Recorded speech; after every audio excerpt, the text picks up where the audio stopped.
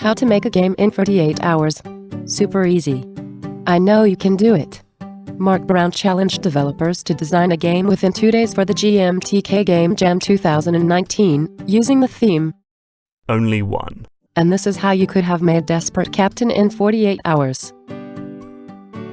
First of all, softwares. You can use Unity Personal as game engine and editor, Visual Studio to program in C#, and Inkscape for graphics. 100% free softwares. You first need to find an idea.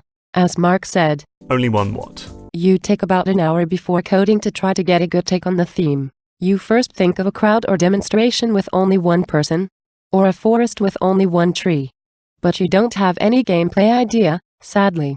You finally have the idea of a ship captain who has to save drowning people with only one life buoy, and decide to stick to the idea. Since you don't want to lose any time, you jump straight into programming on Friday night. You code a simple movement script. You know you would have to make an artificial intelligence later, so you decide to code a player class that has functionality inherited from a character class. This way the artificial intelligence, that you haven't coded yet, could inherit functionality from the character class, as well. The player class is basically just reading input from the keyboard and executing moves from the character class, including running, jumping, and falling quickly. You also make a water script. It is basically a large trigger that slows down any rigid body entering, by increasing its drag. You go to bed dreaming about how the project could turn out. When you wake up, you have a shower. And an idea. How about ragdolls? It's something you've never done before, and it could make the game much more fun. You like the idea even though you think it would be hard to get it working in no time. But you stick to the idea, draw a super simple sailor, and bring it to Unity. You add a collider and rigid body to each body part, so that it is affected by physics. You connect the body parts together with hinge joints 2D. You lock the rotation of the rigid body so that the player cannot be upside down. You attach your movement script to the body, and voila! You have a ragdoll character you are really happy with. Then you think, time to create an artificial intelligence. Or at least, what it turns out to be more of an artificial silliness.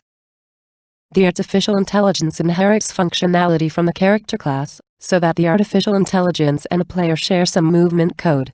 You make it so that the artificial intelligence runs in a random direction. There's a collider detecting walls in front of him, making him flip if he encounters a wall. You also add a collider in front of his feet, detecting if there's a hole, making him flip or jump.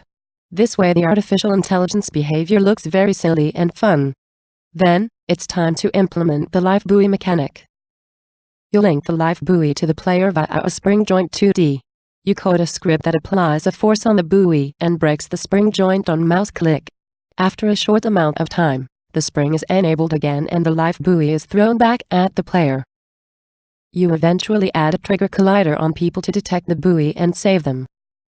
When someone is saved, a spring joint 2D is enabled between him and the nearest lifeboat. After coding a lot, you decide to draw some graphics.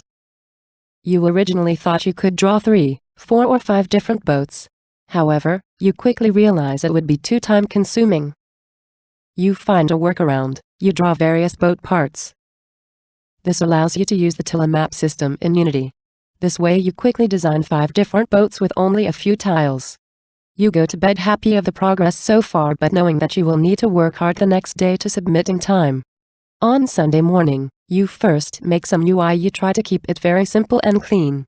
You add a score system, which triggers a success panel.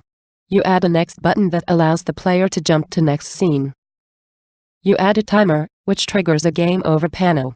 You add a retry button that reloads the current scene. It is working quite well. You then realize that the underwater world is a tiny bit empty, and decide to add rocks here and there. You also add a shipwreck on the seabed.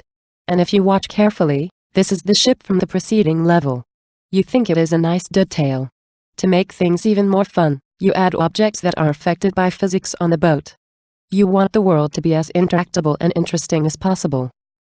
That's why you add water flows, that pushes characters up or down. You add algas, made using the same technique as characters, with rigid bodies and hinge joints, to give them a ragdoll feel. Following this trend, you add tentacles coming from the shipwreck. You add motors on the tentacles' hinge joints to make them move. You think it looked kinda cool. You also add fish. Time for sound effects. You don't want to spend too much time on this, but you think it can really bring a game to life. You find splash sounds, a horn noise, and a bang noise on soundbible.com. And you use a soundtrack made by Vixento. You also decide to add an intro scene to let players get familiar with the game controls before the ship actually starts drowning. It explains the main mechanics, how to move, jump, and throw your life buoy in a safe environment, which you think makes it more comfortable for players. It actually takes a lot of time to create this intro, but you are happy with the result. Then, you are getting closer and closer to the deadline. Your game is playtested, and you find many glitches and issues. You spend some time fixing all of this. You make a bit of polish. You add springy eyes on characters. You add UI arrows that shows players where people actually are, which solves an issue revealed by playtest. You improve the animation on people to show that they are saved. You add a life buoy and a saved text to give more feedback to the player, which is always good.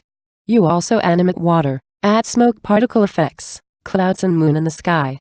It is about 2 hours before the deadline, and you decide to try to build your game for PC to test things out. And it just doesn't work. Even though everything works fine in editor, input just doesn't want to work at all in build, for some reason. You feel very helpless and don't know what to do. You try to figure it out on the web and finally get it working, just before the deadline. You manage to upload a working web and PC build on itch.io. Yay! That was such an incredible adventure. This is how you could have made Desperate Captain in 48 hours. But, since you didn't make this game, I decided I could make it for you. Thanks for watching. You can now play and rate my game Desperate Captain in the description, if you haven't already. I'm Thomas Bringer, a 17-year-old game designer from France. See ya.